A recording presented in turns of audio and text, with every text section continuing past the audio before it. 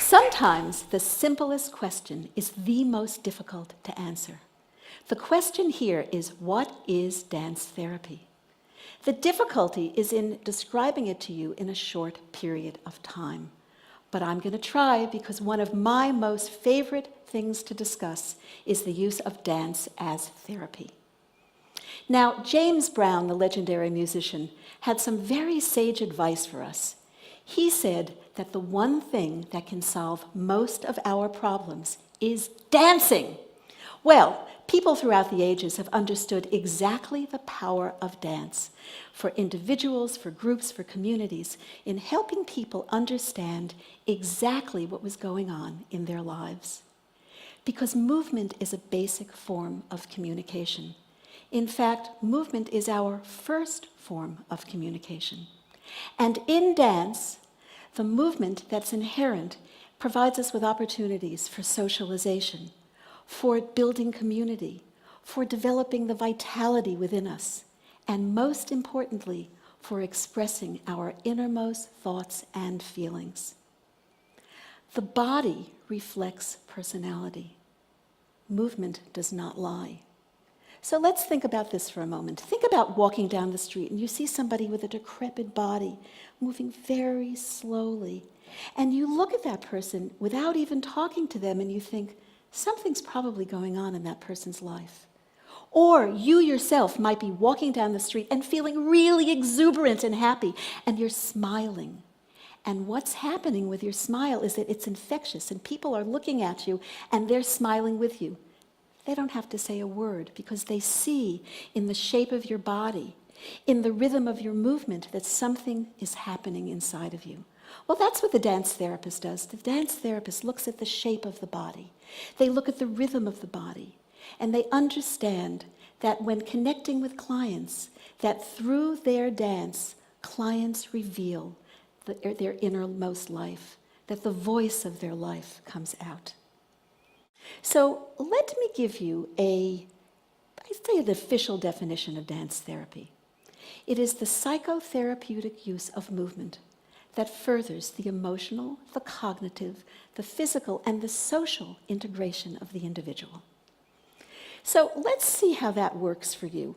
I'd like you all in the audience to think about a gesture that reveals how you feel in this moment. So if you were me, your gesture might look a little bit like this, because I'm a little anxious, a little nervous, and really happy to be here. Your gesture might be a little bit smoother than mine. But everybody, just think of a gesture and make it right now. Glorious. Now would you please turn to somebody who's sitting next to you, 2 of you, 3 of you, doesn't matter, just make sure that everybody's involved, and make that same gesture to the person near you. Go. Now, did your gesture change? Did it stay the same? Was it any different? The dance therapist would actually, if this was a dance therapy session, might ask you to take that gesture a little bit deeper, or to think about the feeling that evoked that gesture. And in that feeling, let's explore that a little bit more. So you might ask, how did we know how to do this? Well, there were pioneers in dance therapy scattered throughout the United States. They were dancers, they were choreographers, and they were dance teachers. They taught a lot of classes. People walked into their classes, and they often felt one way, and then they would walk out and they would feel another. And what these dance therapists, who were all, by the way, had extensive dance training and psychological knowledge, they all understood the power of dance to energize.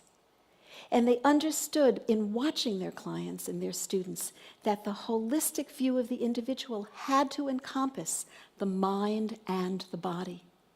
From their collective wisdom, the field was born. So today, there are dance therapists all over the United States, actually all over the world, who have extensive dance training and extensive psychological knowledge. They work with people who are people of all ages. They work with people of all races, creeds, colors, cultures. They work in inpatient facilities and outpatient facilities with psychiatric patients.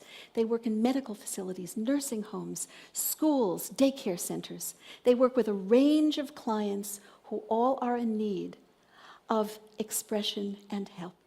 So there are many different goals that these dance therapists all over the world are working with, and they're fairly generic. There are goals there about body awareness, goals about developing awareness of an inner sensation. There are goals that have to do with overcoming isolation. Many of our clients are alienated from society, and when we're connecting them with others, they have more of a social feeling and they can develop more of their life force and their energy. So it doesn't matter whether these are generic goals because every dance therapy session is a little bit different. You might work differently with children than you would work with geriatrics. You might work very differently with people just like you and me in private, when dance therapists are working in private practice than you'd be working with an inpatient psychiatric client. But regardless of who you're working with, what is very present is that the dance therapist does not use prescribed movement. This is not like a dance class. This is a situation in which a dance therapist will encourage clients to do any movements that comes to them from their inside, from their inner resources. So any movement is absolutely possible. So let me explain to you how this might actually work in a dance therapy session. So I'm going to spend a little time explaining group work, because group work is most prevalently used within psychiatric hospitals. And group work often has 3 parts of a session. And the session then will have a warm-up, will have a development, and will have a closure. In the warm-up of the session, often we are in a circle. And we start in a circle because a circle is egalitarian. Everybody is seen in the same way. The therapist and the clients are all together, and they are equal. In this part of the orientation part, a dance therapist will often put on some music, and the music will have a steady beat, because rhythm binds us, and rhythm is a connector. And the rhythm then will be taken on by the clients. Some clients, if they hear a very steady beat, will be moving very slowly, because rhythm actually is infectious. More sort of outwardly excited clients might have a very, very steady beat, but it will bring along those who are a little bit more reluctant. So we have rhythmic connection, we have bodily action, we're looking around, we're seeing who's here, we're saying hello and good morning. The more we move, the more our bodies are stimulated, the more our energy is moving, the more our emotions can flow. That spills into what we call the development section of the session. And in the development section, there's room for exploration. The explorations are all about taking risks and finding out how I can really go more deeply into how I'm feeling. This risk-taking can sometimes be the conscious mind, but sometimes the unconscious comes through. And we talk about that in terms of the symbolic being revealed.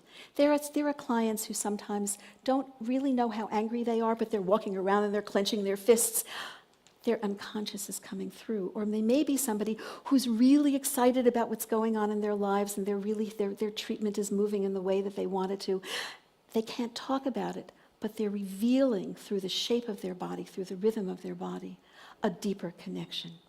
So the symbolic is a very important aspect of the dance therapy session, because it helps us bring up what's going on inside. This then moves into the closure portion of the segment of the dance therapy session.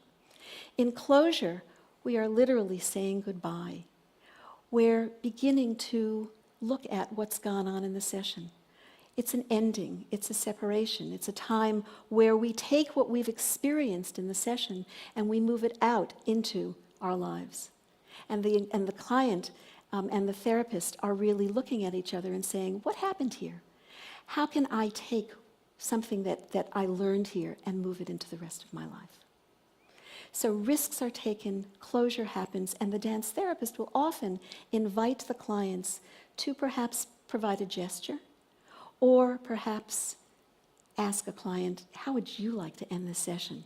So if something happens, we often, also at the end of the session, go back into a circle formation. Sometimes we hold hands. Sometimes we bow. Sometimes we talk. Sometimes we just look at each other and smile. But it's a way of separating. So what we have are these 3 parts of a session that provide opportunity for awakening expression, awakening our vitality, awakening us to the possibilities of the connection between our emotions, our minds, our bodies, and our social feeling. So as you ponder what I've said about what is dance therapy, I'd like to leave you with something about the session. The dance therapy session is the choreography of the emotions in the service of the clients. I'd also like to leave you with something about what the dance therapist does. And I'd like to say that the spark of life started with a movement, and dance therapists use those sparks to ignite feelings in those whose lives have dimmed.